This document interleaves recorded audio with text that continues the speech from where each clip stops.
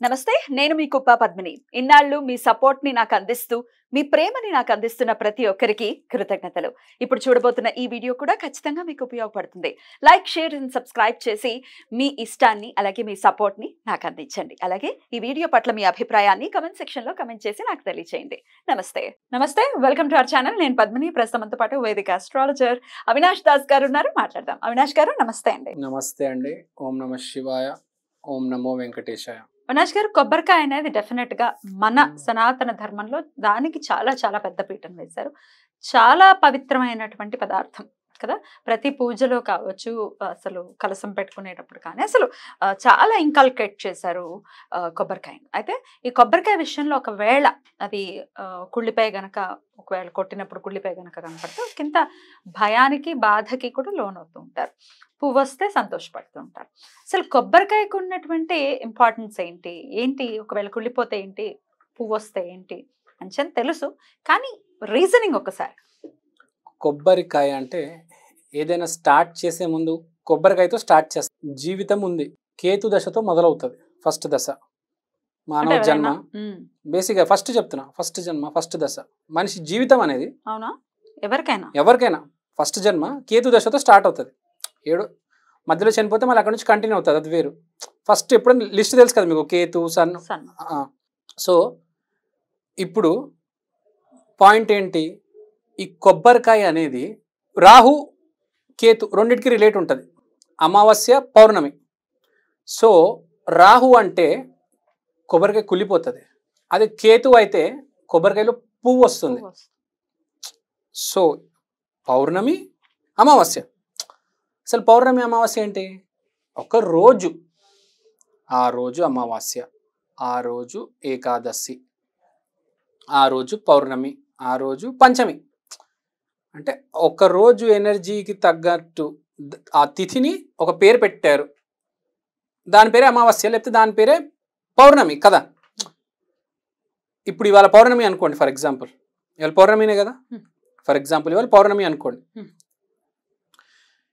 ఇవాళ ప్రకృతి పాజిటివ్ డైరెక్షన్లో వెళ్తుంది అదే అమావాస్య రోజు ప్రకృతి కొంచెం డౌన్లో ఉంది అని అంటే ఇవాళ కొంచెం ప్లస్ ఉంది ఆ రోజు కొంచెం మైనస్ ఉంటుంది ఇవాళ కొంచెం కేతు ఎనర్జీ ఉంది పాజిటివ్ కేతు అంటే గురువునే ఇంకా మీకు కేతు అంటే పాజిటివ్ ఇక గురువు హయ్యర్ వర్షన్ ఈశాన్యంలో మీకు తెలుసు కదా గురువు కేతు డైరెక్షన్ ఈశాన్యం సో పాజిటివ్ అనుకుందాం సో వాళ్ళ పౌర్ణమి అనుకుంటే పాజిటివ్ 15 రోజుల తర్వాత ఏమొస్తుంది అమావాస్య నెగిటివ్ సో మనం గుడిలో కొబ్బరికాయ కొట్టేటప్పుడు కుళ్ళిపోయి వచ్చింది అనుకోండి ఆ రోజు మాత్రమే మీ ఎనర్జీ బాలేదు ఏ పని మొదలు పెట్టవద్దు అని చెప్తుంది కొబ్బరికాయ ఇంకేమీ దాని గురించి భయపడాల్సిన అవసరం ప్రజలున్న జీవితం అయిపోయింది నేను ఇంకా అన్ని నా షాప్ మూసేస్తాను నాకు ఏమైపోతుందో అమ్మో నేను చచ్చిపోతాను ఇట్లా చాలా మంది భయపడతారు చాలా మంది చాలా సెంటిమెంట్లు ఉంటారు ఎస్పెషల్ ఎవరైతే నెగిటివ్ లో ఉంటారో వాళ్ళు కొబ్బరికాయ కొట్టి బై ఛాన్స్ కుళ్ళిపోయి వచ్చింది అనుకోండి అమ్మో నేను అయిపోయిన చనిపోతానేమో ముందే నెగిటివ్ జోన్ లో డిప్రెషన్ లో ఉన్నారు అది కాకుండా అది కుళ్ళిపోయి వచ్చింది అనుకో అలా కాదండి జస్ట్ 1 డే ఎనర్జీ అంటే ఏం చెప్తుంది అది ఇప్పుడు నువ్వు పోయావు ఒక కొబ్బరికాయ కొట్టావు కుళ్ళిపోయింది ఆ రోజు ఆ పని ఆపేయి ఆ రోజు పని ఆపేసేయి ఇప్పుడు ఒక పని చేయాలి నేను ఫర్ ఎగ్జాంపుల్ ఒక బైక్ కొనడానికి వెళ్తున్నా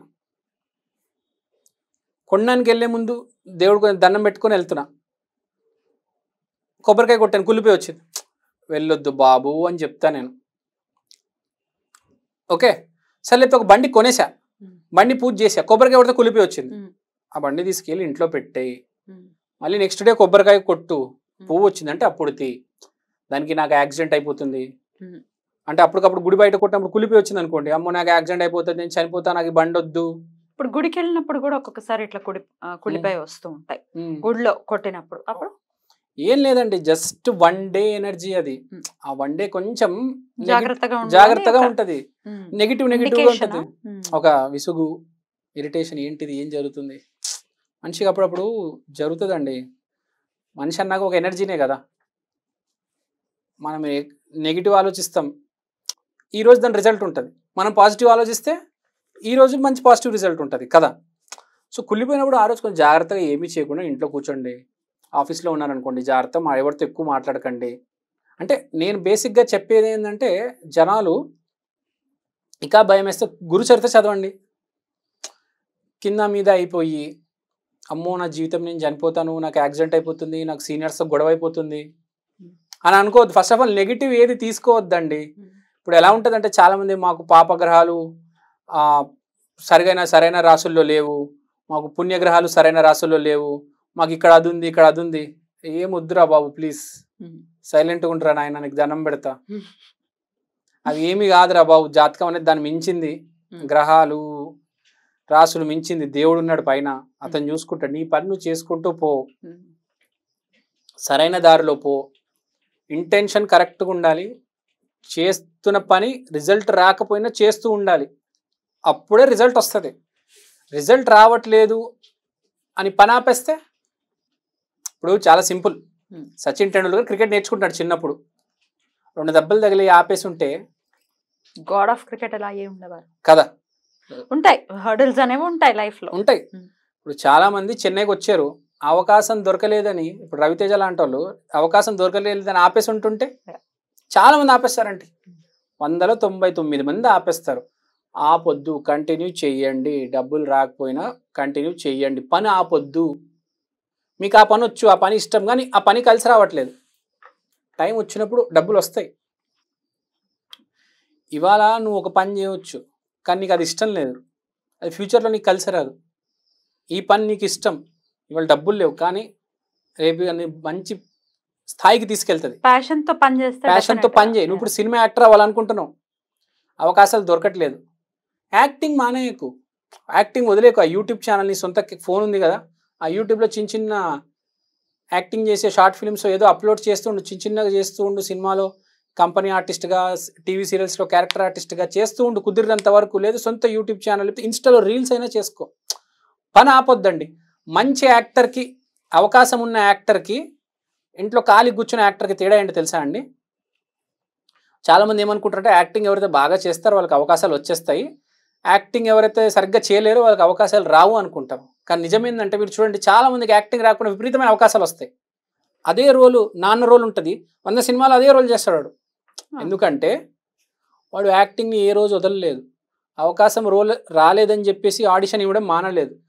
వాడు ఎన్ని సంవత్సరాలైనా ఆడిషన్ ఇస్తూనే ఉన్నాడు, రోజు యాక్టింగ్ ప్రాక్టీస్ చేస్తూనే ఉన్నాడు. ఒక యాక్టర్ చేసే గొప్ప పని ఏంటో తెలుసా అండి? ఒక డాక్టర్ రోజు వైద్యం చేస్తాడు, ఒక ఇంజనీర్, సాఫ్ట్వేర్ ఇంజనీర్ రోజు కోడింగ్ చేస్తాడు, యాక్టర్ మాత్రం రోజు నటించాడండి. ఆడికి షూటింగ్ ఉన్నప్పుడు మాత్రమే నటిస్తాడు. నేను పెద్ద యాక్టర్ రా బాబు అనుకుంటాడు.